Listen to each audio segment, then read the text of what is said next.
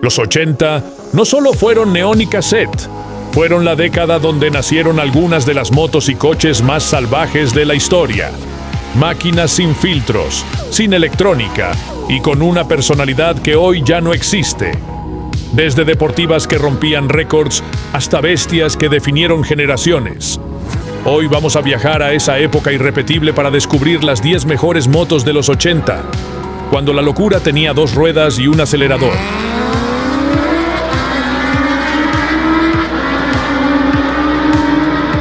Para entender los años 80, hay que entender una sola palabra: competencia. Pero no una competencia normal. No era solo ver quién vendía más motos, era ver quién podía dominar el futuro del motociclismo. Y en el centro de todo estaban 4 gigantes: Honda, Yamaha, Suzuki y Kawasaki. Estas marcas no estaban compitiendo en marketing, estaban compitiendo en ingeniería. Cada una quería demostrar que podía construir la moto más rápida, más avanzada y más impresionante del mundo. Y eso generó algo completamente fuera de control.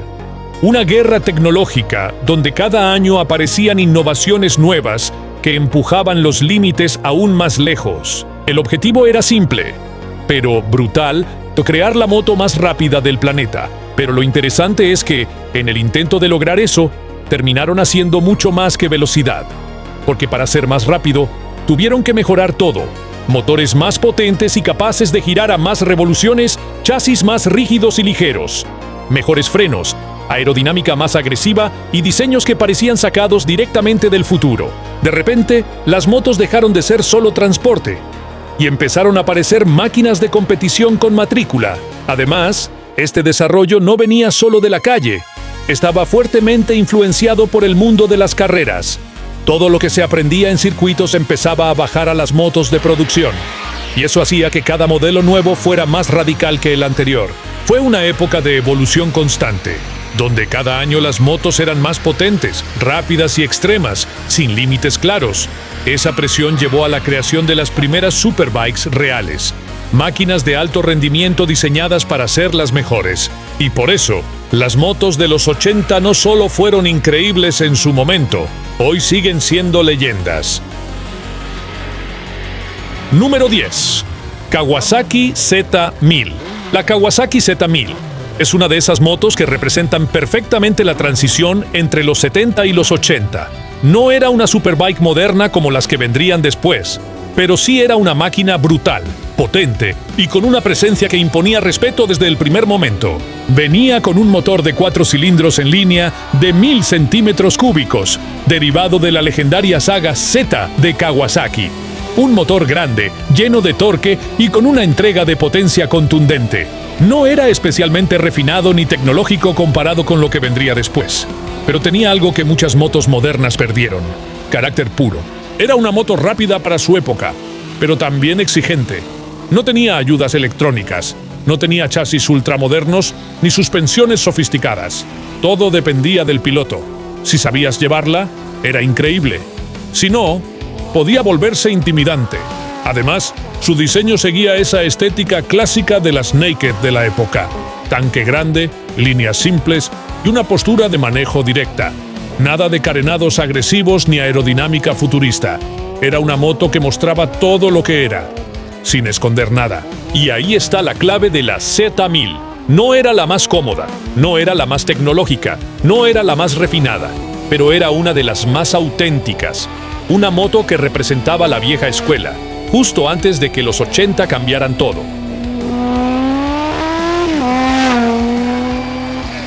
Número 9. Yamaha V-Max. La Yamaha V-Max 1200 no fue creada para competir en circuitos, ni para ser la más precisa en curvas.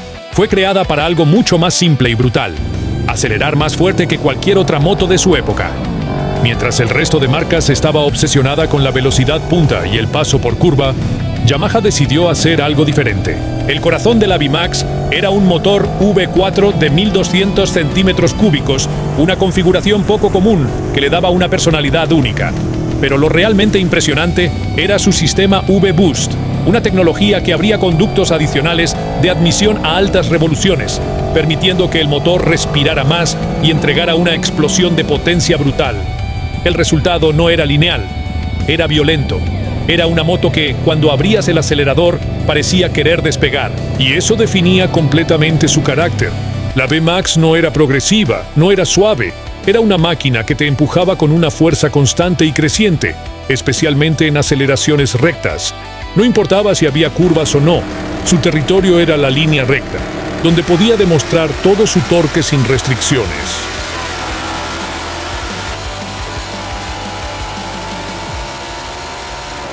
A nivel de diseño, también rompía esquemas.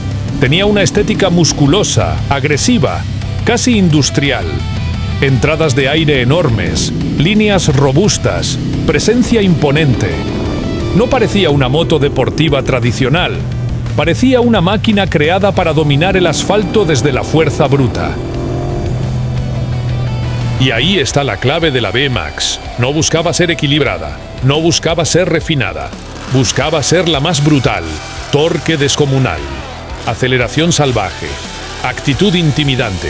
Una moto que no te pedía que la entiendas, te obligaba a respetarla. Porque mientras otras motos querían ser rápidas, la V-Max quería ser incontrolable en línea recta.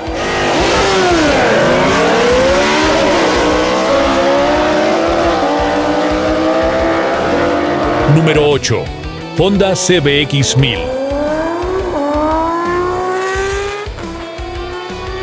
La CBX 1000 no era solo una moto, era una declaración de intenciones por parte de Honda. En una época donde todas las marcas estaban compitiendo por potencia, velocidad y tecnología, Honda decidió hacer algo completamente distinto, demostrar hasta dónde podía llegar la ingeniería, sin importar si tenía sentido práctico o no. Y así nació esta locura, un motor de 6 cilindros en línea, algo extremadamente raro incluso hoy. 6 carburadores, 6 escapes, una anchura impresionante y un sonido que parecía más propio de un auto de competición que de una moto. No era solo potencia, era una experiencia completamente diferente. Encenderla ya era un espectáculo.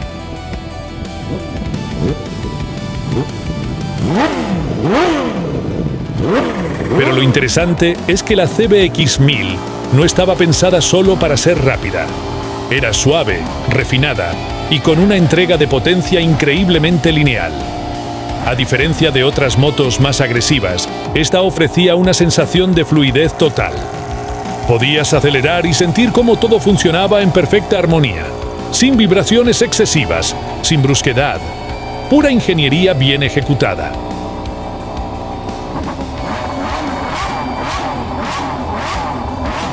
Pero claro, todo eso tenía un costo. Era una moto pesada, compleja y difícil de mantener. No era la más ágil, ni la más práctica para el día a día, pero tampoco era su objetivo. La CBX 1000 no estaba diseñada para ser lógica, estaba diseñada para impresionar. Y ahí es donde se entiende realmente qué era esta moto. No era la más rápida, no era la más ligera, no era la más usable, pero era, sin duda, una de las más impresionantes jamás creadas, porque mientras otras motos buscaban ser mejores, la CBX 1000 buscaba ser inolvidable.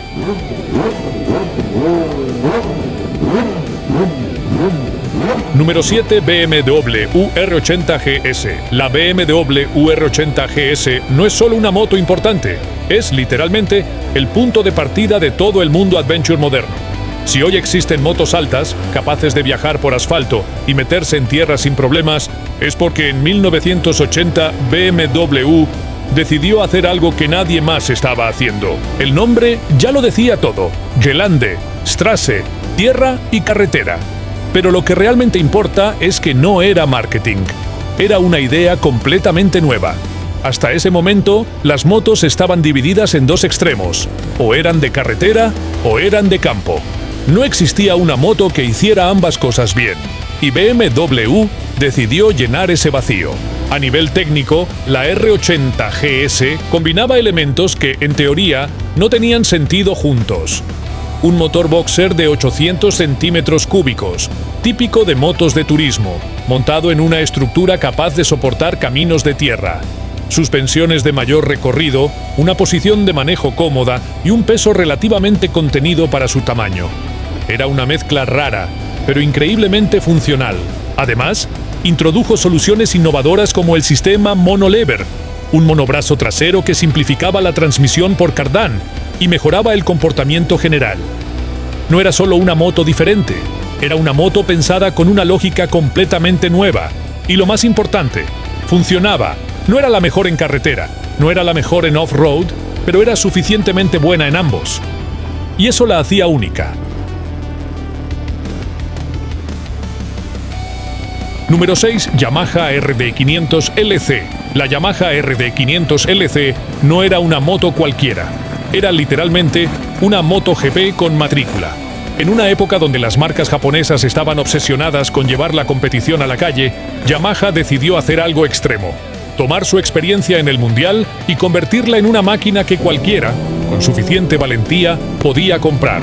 Su corazón era un motor V4 de 500 centímetros cúbicos, 2 tiempos, inspirado directamente en las motos de Gran Premio de la época. Y eso no era marketing. Era una mecánica compleja, ligera y diseñada para girar alto y entregar potencia de forma explosiva. No tenía la suavidad de un 4 tiempos. Tenía carácter. Tenía ese golpe típico de los 2T que te empujaba de repente cuando entraba en la zona de potencia. Y ahí es donde empezaba la experiencia real. No era una moto fácil. No era progresiva. No era perdonadora. Era una máquina que exigía respeto. Si no sabías lo que hacías, podía volverse impredecible. Pero si la entendías, era una de las experiencias más puras que podías tener sobre 2 ruedas.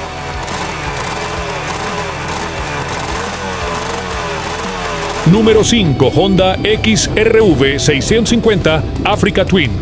La Honda XRV 650 Africa Twin no fue simplemente otra trail de finales de los 80. Fue la moto que convirtió la aventura en algo real para miles de personas. Inspirada directamente en la experiencia de Honda en el Rally Dakar, esta máquina tomó todo ese ADN de competición y lo llevó a la calle de una forma completamente usable. Porque sí, muchas motos ganaban carreras, pero pocas podían hacer algo más difícil: ser usadas todos los días sin romperse. Y ahí es donde la Africa Twin marcó la diferencia. Su motor V-Twin de 650 centímetros cúbicos no era el más potente, ni el más agresivo, pero era increíblemente robusto, suave y confiable. Era un motor pensado para durar, para soportar kilómetros y kilómetros sin quejarse. No importaba si estabas en carretera, en tierra o en medio de la nada. La moto seguía funcionando, y eso se complementaba con una ciclística diseñada para la aventura real. Suspensiones de largo recorrido, posición de manejo cómoda, gran autonomía y una capacidad off-road muy superior a la mayoría de motos de su época. No era una moto de competición pura, pero tampoco era una simple touring. Era ese punto intermedio perfecto que te permitía ir a cualquier lugar. Y ahí es donde aparece su verdadero valor, porque la Africa Twin no impresionaba en números, impresionaba en la vida real. Era la moto que podías cargar, arrancar y salir a cruzar un continente sin preocuparte demasiado. No necesitabas ser piloto, no necesitabas herramientas especiales, solo necesitabas ganas de viajar. Y eso cambió todo, porque demostró algo que en ese momento no era tan obvio. Una moto inspirada en rally también podía ser una compañera de viaje.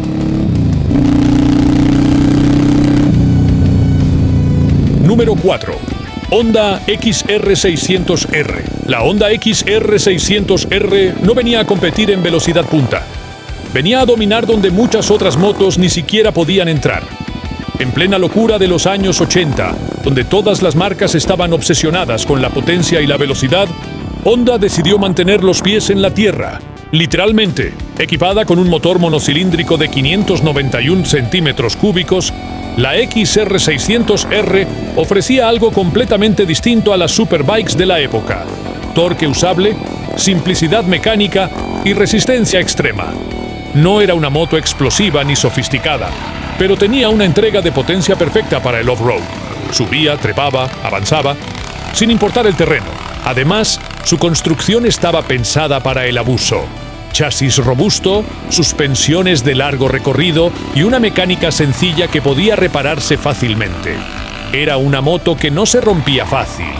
Y si lo hacía, era relativamente simple de solucionar. Y eso, en caminos difíciles o en uso intensivo, era oro puro. No era cómoda en carretera, no era rápida en recta, no era una moto fácil para todos, pero en tierra era imparable.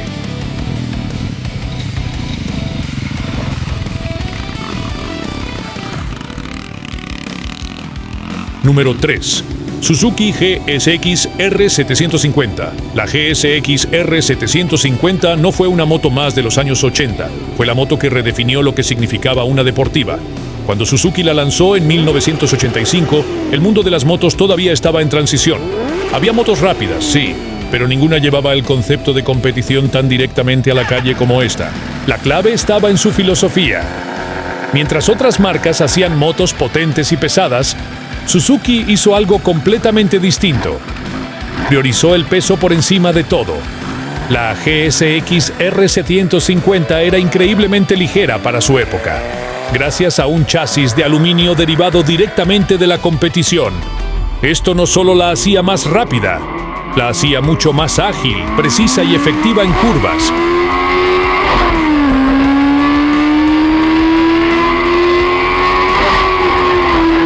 El motor era un 4 cilindros en línea de 750 centímetros cúbicos, diseñado para rendir alto, girar rápido y ofrecer sensaciones muy cercanas a una moto de carreras.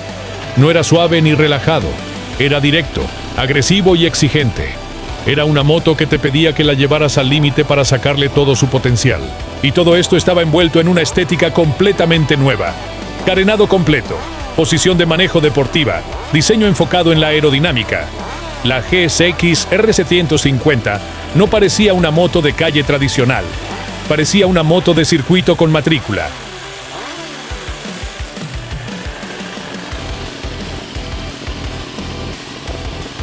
Número 2. Honda RC30.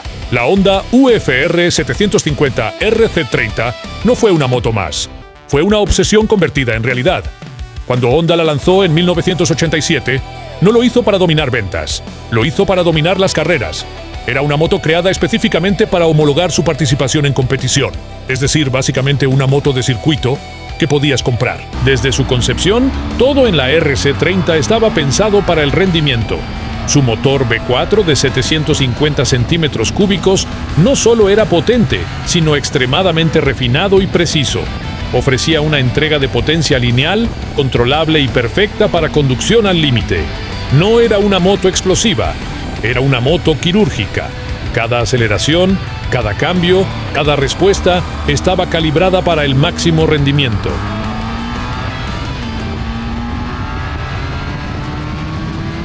El nivel de ingeniería era absurdo para la época. Incorporaba bielas de titanio, componentes de altísima calidad y una construcción prácticamente artesanal. No era una moto producida en masa, era una pieza de ingeniería pensada al detalle. Además, contaba con uno de sus elementos más icónicos, el monobrazo trasero, que no solo facilitaba el cambio de rueda en competición, sino que también le daba una estética única. Sumado a su chasis rígido y suspensiones de alto nivel, la RC30 ofrecía una estabilidad y precisión que pocas motos podían igualar.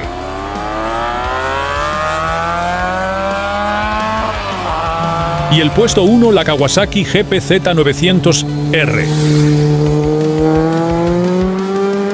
La Kawasaki GPZ900R no fue solo una moto más de los años 80, fue la moto que cambió todo. Cuando Kawasaki la lanzó en 1984, el mundo del motociclismo todavía no estaba preparado para algo así. No era una evolución, era un salto generacional.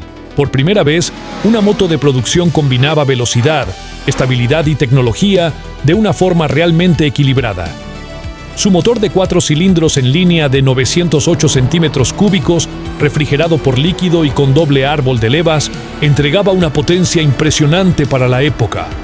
Pero lo más importante no era solo cuánto corría, sino cómo lo hacía. Era rápida, sí, pero también estable, controlable y usable. De hecho, fue la primera moto de producción en superar los 240 kilómetros por hora, algo que en ese momento parecía directamente de otro planeta. Y no era una moto de circuito exclusiva. Era una moto que podías comprar y usar en la calle. Eso cambió completamente las reglas del juego. Además, introdujo un diseño mucho más moderno. Carenado aerodinámico, postura deportiva, líneas agresivas, todo en la GPZ 900R transmitía velocidad incluso estando parada. Era el nacimiento de un nuevo concepto, la Superbike moderna, y como si eso fuera poco, también tenía presencia en la cultura popular. Su aparición en Top Gun con Tom Cruise terminó de convertirla en un ícono. No era solo rápida, era deseada. Después de ella, todas las motos tenían que ser más rápidas, más estables, más avanzadas. No creó una tendencia, creó una nueva era. Los años 80 no fueron solo una década, fueron un punto de inflexión, un momento donde el motociclismo dejó de evolucionar lentamente y empezó a dar saltos gigantes. Fue la época donde las marcas dejaron de jugar seguro y empezaron a arriesgar, a innovar, a competir sin límites. Y de ese caos nacieron máquinas que no solo eran rápidas, sino históricas. Porque en esos años no se trataba solo de mejorar lo que ya existía, se trataba de reinventarlo. Motores más extremos, chasis más ligeros, diseños que parecían del futuro y una conexión directa con la competición que nunca antes se había visto en motos de calle. Cada modelo nuevo no era una evolución, era una declaración. Y por eso, cuando miramos atrás, entendemos algo importante. Hoy las motos son más rápidas, más seguras, más tecnológicas, pero muchas de esas mejoras nacieron ahí, en esa década donde todo cambió, porque las motos de los 80 no solo eran máquinas impresionantes, eran pioneras, las que definieron cómo debían ser las deportivas, las que marcaron el camino de la ingeniería moderna, las que crearon conceptos que todavía seguimos usando hoy. Y ahí está la diferencia, porque no se trata solo de velocidad, se trata de impacto. Y en ese sentido, pocas motos en la historia han sido tan importantes como las de los 80.